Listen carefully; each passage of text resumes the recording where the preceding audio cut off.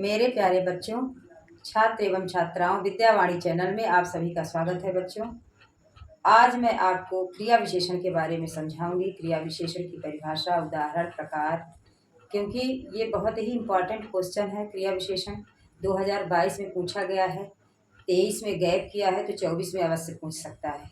इसलिए बच्चों, ये क्रिया विशेषण की परिभाषा, उदाहरण, प्रकार आप अवश्य ही पढ़ना, क्योंकि ये बहुत इम्पॉर्टेंट समझ में आ रहा है क्वेश्चन। आज मैं इसी पर चर्चा करूंगी। क्रिया विशेषण किसे कहते हैं, तो हम बताते हैं। जिन शब्दों से क्रिया की विशेषता का बोध होता है, जिन शब्दों से क्रिया की विशेषता का बोध होता है, उसे हम क्रिया विशेषण कहते हैं, उसे क्रिया विशेषण कहा जाता है। परिभाषा मैंने लिख भी दिया है, और इसके प्रकार, इसके 3 प्रकार होते हैं। मैंने लिखा है बोर्ड में कि जिन शब्दों से क्रिया की विशेषता का बोध होता है, उसे क्या कहते हैं? क्रिया विशेषण कहते हैं। उसे क्रिया विशेषण कहते हैं। बच्चों, एक बार ध्यान से और पढ़ लो कि जिन शब्दों से क्रिया की विशेषता का बोध होता है, उसे क्या कहते हैं? क्रिया विशेषण कहते हैं। अब उदाहरण क्या है क्रिया विशेषण का? कि वह धीरे धीरे चलता है। वह धीरे धीरे चलता है। इसमें क्या है? क्रिया क्या है? विशेषण। ये भी जानना जरूरी है। ये धीरे धीरे चलता है, तो चलता तो क्रिया है बच्चों, क्योंकि जाना, खाना, पढ़ना, लिखना, चलना, कोई भी काम करना, जहाँ काम करने का बोध, किसी कार्य को करने का बोध होता है, उसे क्रिया कहते हैं। तो यहाँ चलता है, तो ये चलना जो है क्रिया है। और ये धीरे धीरे जो शब्द है, ये क्या है? ये विशेषण है। अब यहाँ इस वाक्य में, जैसे वह धीरे धीरे चलता है, इस वाक्य में चलता क्रिया की विशेषता बतलाई जा रही है। किसकी विशेषता बताई जा रही है? चलता क्रिया की। लेकिन विशेषण इसमें क्या है? बताई जा रही। अतः ये धीरे धीरे, ये जो शब्द धीरे धीरे है, यहाँ पर धीरे धीरे क्या है? क्रिया विशेषण है। आप ध्यान देना, चलता क्रिया है और धीरे धीरे विशेषण है, जो कि यहाँ परिभाषा में दिया है। जिन शब्दों से क्रिया की विशेषता का बोध हो, उसे क्रिया विशेषण कहते हैं। तो ये धीरे धीरे क्या है? विशेषण है, और चलता क्रिया है। अब हम बात करते हैं बच्चों प्रकार की, कि क्रिया विशेषण के कितने प्रकार होते हैं। तो क्रिया विशेषण के मुख्य रूप से 3 प्रकार होते हैं। कितने प्रकार होते हैं? 3 प्रकार होते हैं। नंबर 1, स्थानवाचक क्रिया विशेषण, कालवाचक क्रिया विशेषण और परिमाणवाचक क्रिया विशेषण। स्थानवाचक, परिमाणवाचक, कालवाचक, ये 3 प्रकार के इसके मुख्य क्रिया विशेषण के भेद हैं। स्थानवाचक क्रिया विशेषण क्या है बच्चों? हम जाने स्थानवाचक क्रिया विशेषण क्या है। ऐसे अविकारी शब्द जिनमें हमें स्थान का बोध होता है, जैसे यहाँ, वहाँ, कहाँ, अंदर, बाहर, ऊपर, नीचे, सामने, दाएं, बाएं, जहाँ स्थान का बोध होता है बच्चों, वहाँ पर क्या होता है? स्थानवाचक क्रिया विशेषण होती है। मैंने लिखा भी है कि ऐसे अविकारी शब्द, ये शब्द अविकारी होते हैं। ऐसे अविकारी शब्द जिनसे किसी क्रिया के स्थान का बोध होता है। किसी भी क्रिया, कोई भी क्रिया हो, करने की, पढ़ने की, जाने की, खाने की, तो जहाँ बोध होता है स्थान का, कि ये किस स्थान में कैसे हुई है, यहाँ, वहाँ, जहाँ, कहाँ, अंदर, बाहर, ऊपर, नीचे, दाएं, बाएं, अगर स्थान का बोध होता है तो क्या होता है? उन्हें स्थानवाचक क्रिया कहते हैं।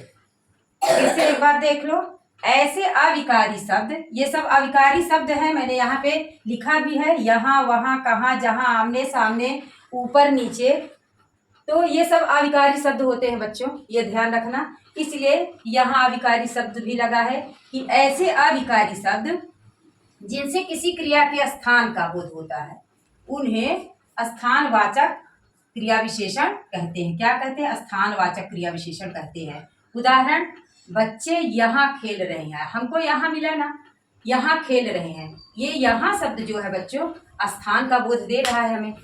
यहाँ शब्द क्या दे रहा है? स्थान बता रहा है कि यहाँ खेल रहे हैं। उदाहरण में, बच्चे यहाँ खेल रहे हैं।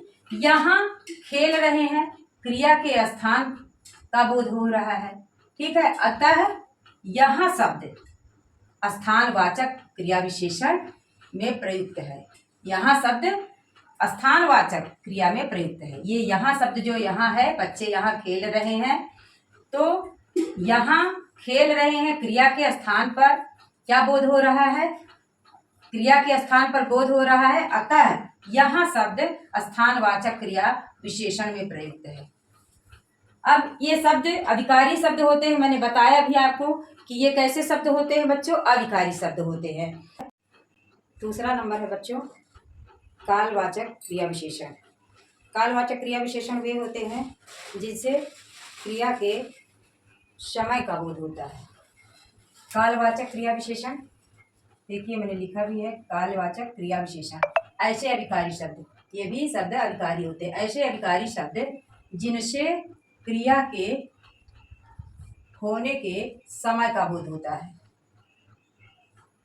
कालवाचक क्रिया विशेषण में ऐसे अविकारी शब्द जिनसे क्रिया के होने के समय का बोध होता है, उन्हें क्या कहते हैं बच्चों? कालवाचक क्रिया विशेषण कहते हैं। कालवाचक क्रिया विशेषण ऐसे अविकारी शब्द जिनसे क्रिया के होने के समय का बोध होता है, उसे कालवाचक क्रिया विशेषण कहते हैं। अब उसके अंदर क्या आता है? अविकारी शब्द होते हैं। उदाहरण में है कि वे रायपुर परसों जाएंगे। वे रायपुर परसों जाएंगे। यहाँ जो परसों शब्द है, परसों शब्द ये अविकारी शब्द है। परसों अविकारी शब्द है। जाएंगे क्रिया विशेषण है। जाएंगे क्रिया विशेषण है। यहाँ पर वे रायपुर परसों जाएंगे, परसों अविकारी शब्द, जाएंगे क्रिया, और ये अविकारी शब्द परसों जो है विशेषण है। तो इसको क्या कहते हैं? कालवाचक क्रिया विशेषण। जहाँ पर क्या होता है? पहले, पीछे, अब तक, कभी, बार बार, अभी, अभी इत्यादि क्या क्या आते हैं? पहले, पीछे, अब तक, कभी कभी या बार बार, अभी अभी इत्यादि। इस प्रकार से अविकारी शब्द क्रिया विशेषण के प्रयोग में किए जाते हैं। इस तरह शब्द आते हैं क्रिया विशेषण के प्रयोग में। इसी तरह के शब्द अविकारी होते हैं। पहले, पीछे, अब तक, कभी, बार बार, अभी अभी इत्यादि अविकारी शब्द क्रिया विशेषण के रूप में प्रयोग किए जाते हैं। इस तरह से शब्द जो अविकारी शब्द हैं, यही शब्द आपके कालवाचक क्रिया विशेषण के प्रयोग में लिए जाते हैं। अब हम बात करते हैं बच्चों तीसरे नंबर में परिमाणवाचक क्रिया विशेषण। कालवाचक क्रिया विशेषण हो गई। अब तीसरे नंबर में है परिमाणवाचक क्रिया विशेषण। परिमाणवाचक क्रिया विशेषण क्या है? ऐसे अविकारी शब्द जिनसे क्रिया के परिमाण अथवा निश्चित संख्या का बोध होता है। ऐसे अविकारी शब्द जिनसे क्रिया के परिमाण अथवा निश्चित संख्या का बोध होता है, उन्हें क्या कहते हैं? परिमाणवाचक क्रिया विशेषण कहते हैं। परिमाणवाचक क्रिया विशेषण कहते हैं। जैसे उदाहरण में, आप अभी एक एक करके जाओ। आप अभी एक एक करके जाओ। यहाँ पर क्या है? आप अभी एक एक करके जाओ। इसमें एक एक जो है, एक एक करके शब्द जाओ क्रिया के परिमाण या संख्या की विशेषता को प्रकट कर रहा है। क्या है? उदाहरण एक बार फिर से देख लो। ऐसे अविकारी शब्द जिनसे क्रिया के परिमाण अथवा निश्चित संख्या का बोध होता है, उन्हें परिमाणवाचक क्रिया विशेषण कहते हैं। लिखा है फिर उदाहरण में, आप अभी एक एक करके जाओ। आप अभी एक एक करके जाओ। यहाँ जो एक एक शब्द है, इसमें एक एक करके शब्द जाओ क्रिया के परिमाण का या संख्या की विशेषता को प्रकट कर रहा है। परिमाण या संख्या की विशेषता को क्या कर रहा है? प्रकट कर रहा है। कौन सा शब्द है जो प्रकट कर रहा है? एक एक। ये शब्द क्या प्रकट कर रहा है? परिमाण की संख्या, परिमाण या संख्या की विशेषता को प्रकट कर रहा है। ये हुआ परिमाणवाचक क्रिया विशेषण। और इसमें क्या है? कितने कितने शब्द आते हैं इसमें? अधिकाधिक, बहुत, सर्वथा, पूर्णतया, कुछ, थोड़ा, काफी, केवल, मात्र, इतना, उतना इत्यादि ये परिमाणवाचक क्रिया विशेषण के तहत आते हैं बच्चों, इतना ध्यान रखना। ये सारे शब्द जो यहाँ पे लिखे हैं ये अभिकारी शब्द हैं।